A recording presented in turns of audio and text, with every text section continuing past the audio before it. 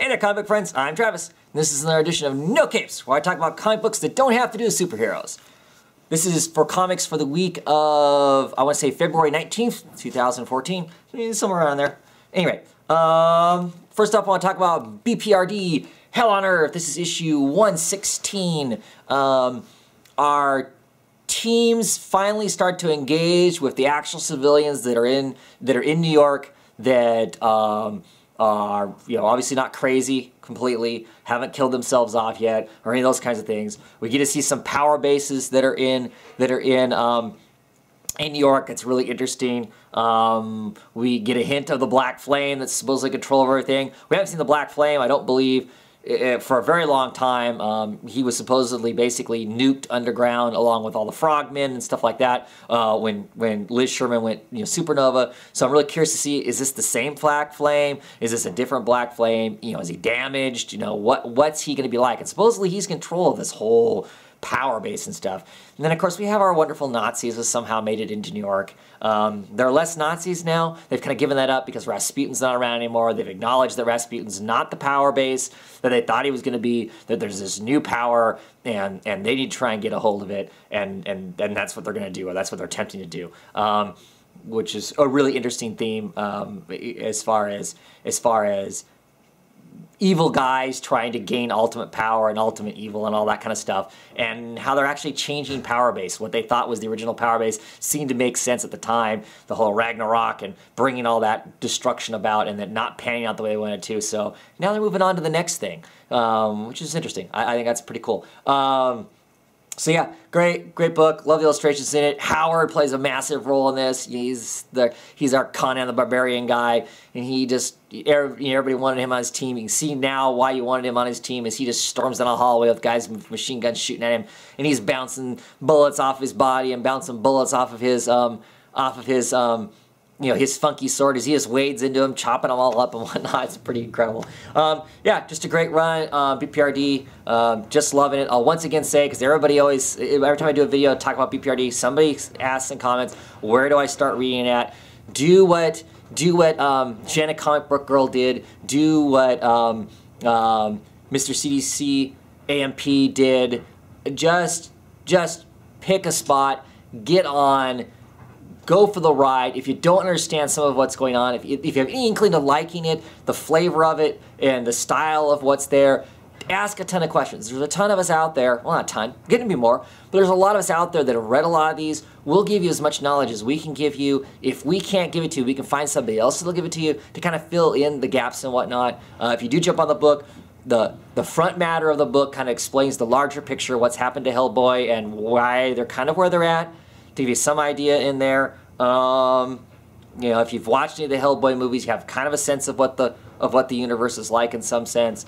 Get on board if you're curious. Just get on board. Or if you're going to do the trade route, then there's trades all over the place you can get. I think the can't remember the name of the trade, Frog War or something.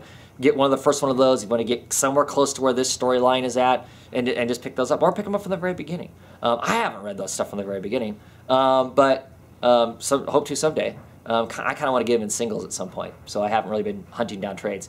If I get one cheap, I'll get one cheap and read it. But anyway, that's what I can tell you about the book as far as getting on board. Just do the Travis, jump in, get on board wherever, and we'll talk you through whatever you need to. If you like this, if you read this one, you like it, you can back up a few issues if you want to get on this initial starting of this particular part of the arc, of a larger arc. The Hell on Earth part of this BPRD book has been going on for a while now.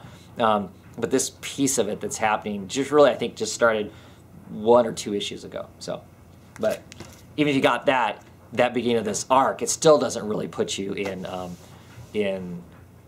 place where you're going to know everything. I mean, it's 116 issues in. So you're not going to know everything from that. But you can get enough to enjoy what's going on. I really believe that. So if you're still asking, that's what you should do as far as picking that up goes.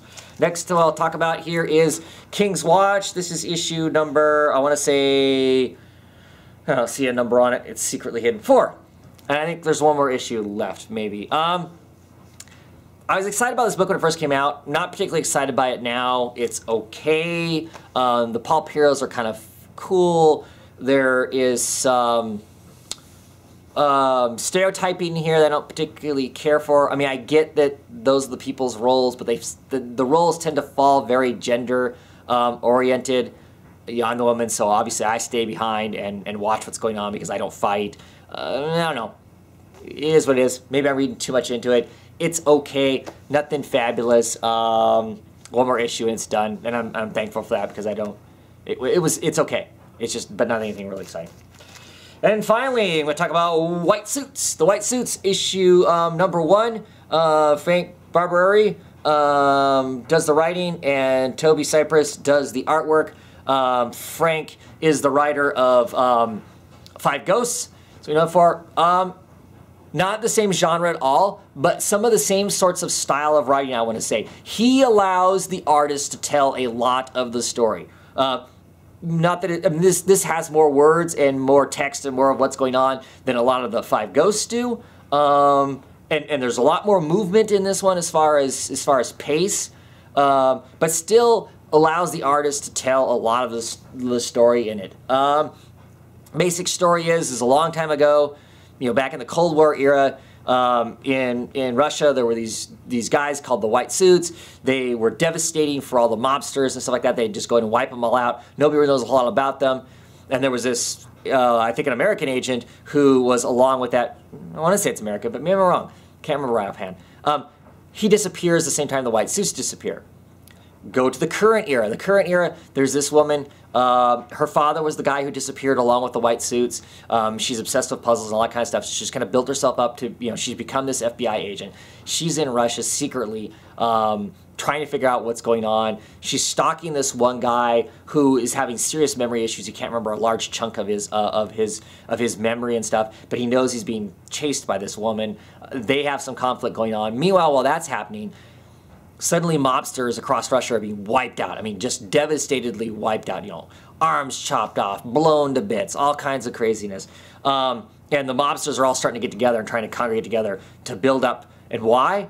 Because the White Suits have come back to get them. And they're like, no, it can't be the White Suits. The White Suits are an urban myth, you know, that's bull, you know, it's not a real thing. And they show up, though, and they show up and they're devastating. They're absolutely, you know, they carry katanas and Uzis and all kinds of stuff, and they just absolutely wreak havoc in the thing.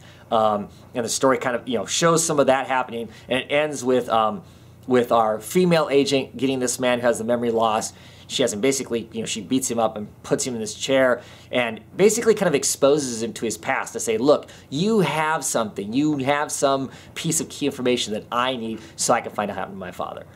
That's the basic story of the storyline. The art in the book, though, is amazing. It's mostly black and white, basically, and then it's toned in reds. And when I say reds, everything from